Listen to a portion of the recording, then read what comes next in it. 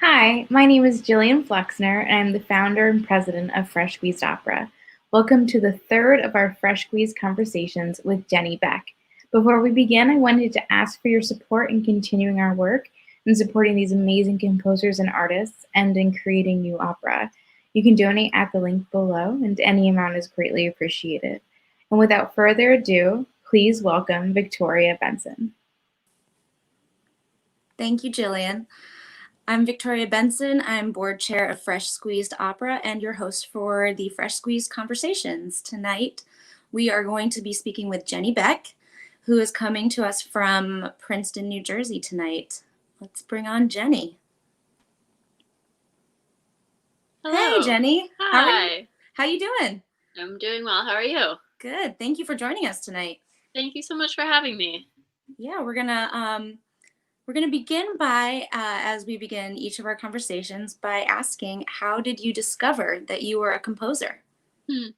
I sort of have a story about this. I was a little kid in elementary school, and I was waiting after school in my music teacher's classroom. I think I was waiting for another friend to finish a piano lesson, and um, one of my music teachers was cleaning stuff out of a closet, and she pulled out blank manuscript paper. And up until that point, I'd had just piano lessons, and so I was used to seeing music that other people had written.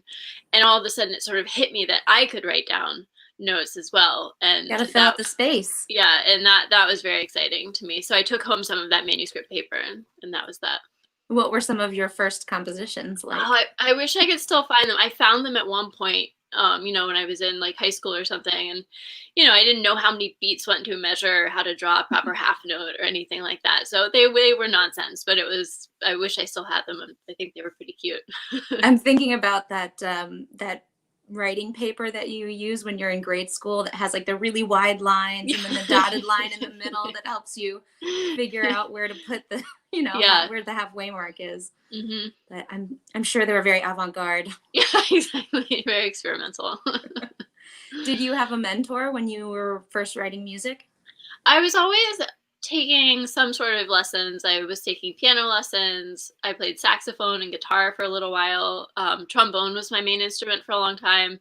And at one point, one of my teachers, Karen Salser, who taught me a lot of piano and a couple other instruments, I asked her for composition lessons. And I think she probably had a good chuckle about that because she wasn't a composer. And then she started teaching me music theory. So I had a lot of support, I think, even though I didn't know what a composer was, even when I was writing music, or that I could be a composer. I always had a lot of support from my music teachers, and I got a lot of good information from them. Do you mentor any up and coming composers yourself? I haven't been doing any teaching. I've taught a little bit here at Princeton. No, I'm a little bit intimidated, to be honest. Some of our listeners might be composers. They'll have to reach out to you and ask for some mentorship. Yeah, absolutely. Well, that's great. And when did you first begin composing vocal music? I mean, you said you started off with instruments. So what was it about the voice that kind of drew you in? That's a good question.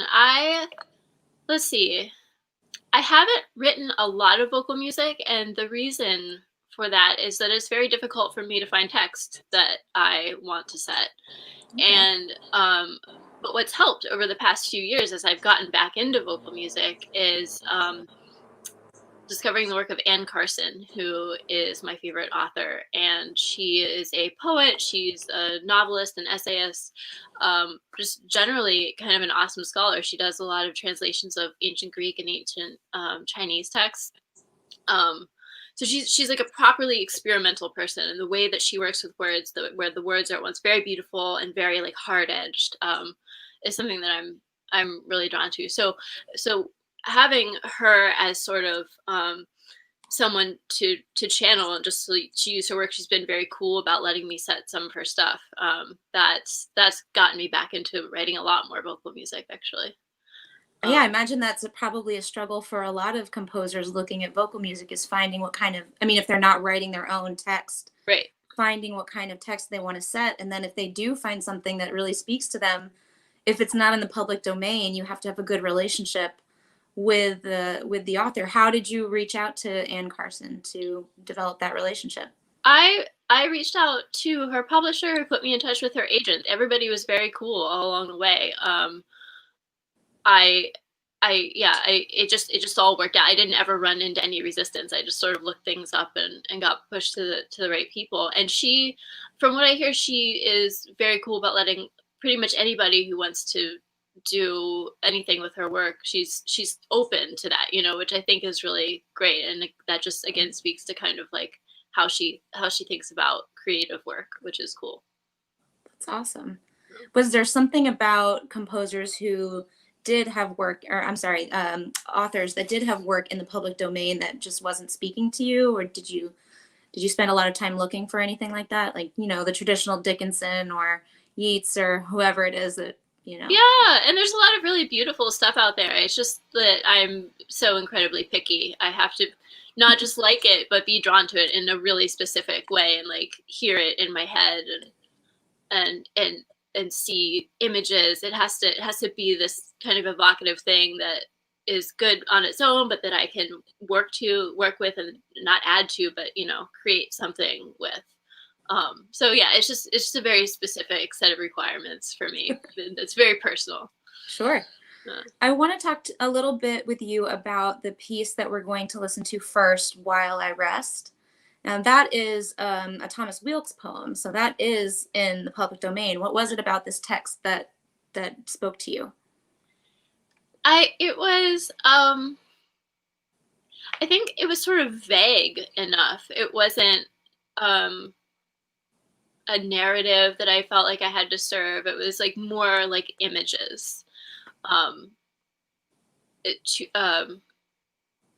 trying to remember the text now and it's not coming to me. But yeah, it's just more of like these series of little vignettes that I felt like I could use repetitively, and the comprehension of the text would eventually kind of come out, but it wasn't too important anyway. So it was a good tool for sort of painting kind of a blurry landscape that was more of an impression than a narrative.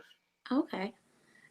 We were speaking last night with Brittany J. Green, and she had a very sort of narrative arc to her work, but it seems like you really kind of go for more of like a general feeling, like almost like a poem, like a tone of art, especially at least with this piece. That seems to be the case. Yeah, I think so. I think I'm really connected to sort of ambient music in that way, and I've been doing a lot more electronic kind of ambient stuff. Yeah, I think timelessness is a real interest for me in this sort of expansive way of experiencing time. A lot of things I do involve a lot of meditation on my part, and and sort of inducing that kind of feeling. So I'm glad you brought up the meditation, because in this score in particular, there are no bar lines, and you measure time by indicating that a whole note is the length of a breath.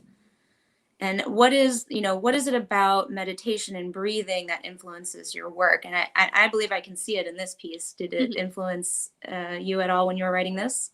Yeah, absolutely. I mean, I've been involved in practicing yoga and meditation since 2012, and as soon as I kind of discovered it for myself and got into it, it became a very strong force in my life. So it very quickly became kind of connected to how I compose, because I've always had a lot of anxiety and depression, things that can be very paralyzing and that can stop me from being able to work. And having various meditation and yoga tools and techniques have really helped me figure out a way into my work when I'm not feeling great, or really anytime. It's just become part of the process. It was really lovely to see that marking on the page when I was looking at your score, because as a singer, I can tell you, knowing that the duration of a whole note is the length of my breath is it's a relief. It just kind of made me go, oh, okay. It put me in the mood, I think, that you might have been you might have been aiming for this piece, is just kind of relaxed and just sort of in tune with what's going on with your body. So as a performer and a singer, I thought it was a wonderful notation to just put there in the page to give a really clear idea of what you're looking for. Oh, I'm so glad, because yeah, it is sort of like asking the performers to like step back from what might be part of their regular mode of playing and to like pay attention to their bodies in a different way. Absolutely. Let's listen to a little bit of While I Rest.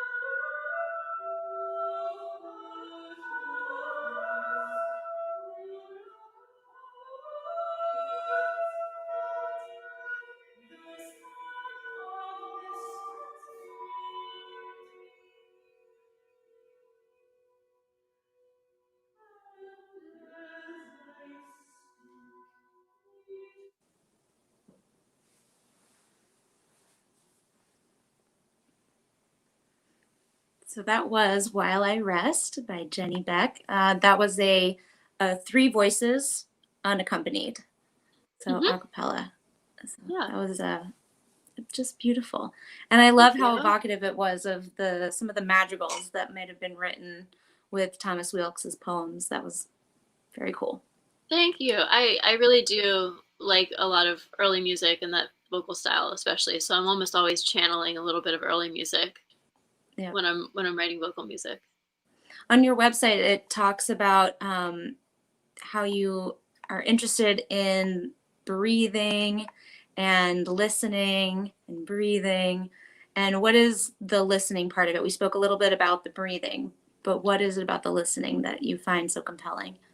Yeah, I don't know how many of our listeners here are familiar with Pauline Oliveros' work, but this is a composer who's had a big influence on me. And one of the things that she's sort of known for is her deep listening practice, which involves, she also had a background in some meditation practices, and involves just sort of tuning into your sonic environment in a really deliberate way. And I've taken a lot of that, taken a lot from that, and learned a lot about how I engage with my sonic environment. And I also do a lot of leading other people in these kind of sound-based meditations. When you start listening to your environment in a more directed way, lots of richness kind of pops out. And for me, that's like an imagination building exercise. and so it's helped me to like think creatively about how sounds interact with each other and move around us. Do you find that your interpretation of the deep listening and your incorporation of that into your music leads you away from traditional forms, or does it lead you towards traditional forms? Yeah, I think it definitely leads me away from traditional forms. I like to, I mean, it depends on the piece, I guess. I can actually be a very kind of hardcore structuralist composer. If I don't, if you have a text, if you're writing vocal music and there's a text, then that's sort of a structure right there, or it can be. So that's kind of one way of going about it. But otherwise, yeah, I would say that I hardly ever write in traditional forms. I either impose my own forms, or if I'm doing electronic music, um, I kind of make things up. A lot of times I like to think that I'm like working with material that I have and letting it suggest a structure, and then working with that structure a little bit and see how it suggests that the materials should maybe grow or change. And so there's this kind of balance and relationship between the two. Well, speaking of electronics, how did you get into composing for electronics? I had a really great computer music professor at Peabody, where I did my undergrad. Greg Boyle really wanted computer music, I think, to be accessible to any composers, and I didn't have any experience when I started there. And Does he teach a class on electronic composition? Oh, he that's teaches awesome. a class, and then and there's a whole computer music department at Peabody, and he teaches classes that are for the people in that department and for the composers. And then that became my minor at Peabody, so I took lessons with him as well. Okay. That's and great. Yeah, I was just really interested in the expansive sound world that was available. Well, let's take a listen to another one of your pieces, one that does use electronic music. We're going to listen to a clip of If Not Winter. Can you talk a little bit about what that text means to you and how this piece came about? Yeah, I'm really excited. This is a work in progress. And last February, right before things got crazy and shut down, I premiered a sort of preliminary version of this piece. It's been commissioned by Metropolis Ensemble, and so we did this performance in their space in New York, and I'm setting fragments from Anne Carson's If Not Winter, which is a translation of all of Sappho's poetry, which we mostly only have in fragments. That's all that survived. And I mean, this was just a text that I came to and was like, oh, I have to do a big, long work with this text, and it's going to have electronics, and it's going to have me singing, and it's going to be a big, long, dreamy thing. And so that's I'm still working on that, but we have this 26-minute version so far. And yeah, this text is again, it's this ancient text, and it's like it's filtered through this amazing mind of Anne Carson and through her voice, even though I hope she wouldn't mind me saying that, because I think in the in the opening introduction to the book, she says that she hopes to remove herself from the translation. But for me, part of the love is that she's the one doing the translating. Yeah, so this piece is for my voice, for some computer audio playback, guitar, violin, and cello. Great. Let's listen to If Not Winter.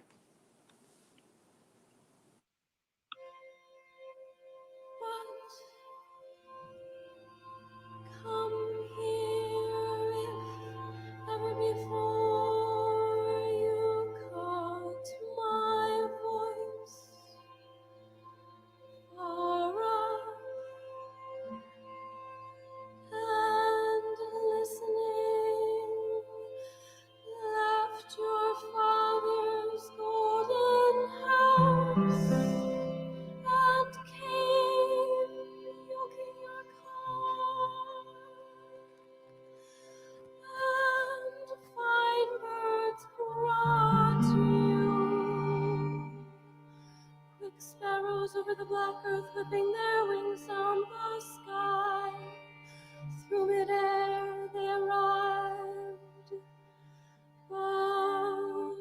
Smiled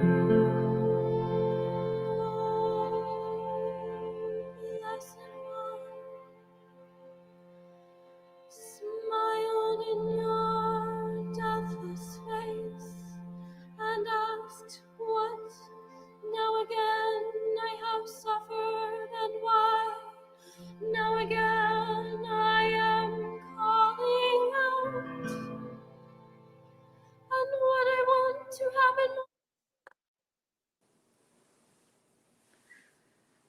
That was just a small clip of If Not Winter, and it looks like you're still working on it. So what's you said it's only 26 minutes that you finished so far. How long do you anticipate the work to be when it's completed? I think it's going to be an hour or something like that. I really am looking forward to it being like a long piece that yeah, I get, it's an opportunity to kind of pull people into a different space, and that's what I hope for. That I hope for like some semi-stage things with like cool lighting, and projector work. I have a lot of these things kind of in my head, and hopefully that was all going to happen. We'd be working on it now and pulling it together this spring. So things are moving, of course, a little more slowly because of the Yeah. pandemic. But yeah, it's going to happen one of these days. So what is your relationship to your work once it's finished?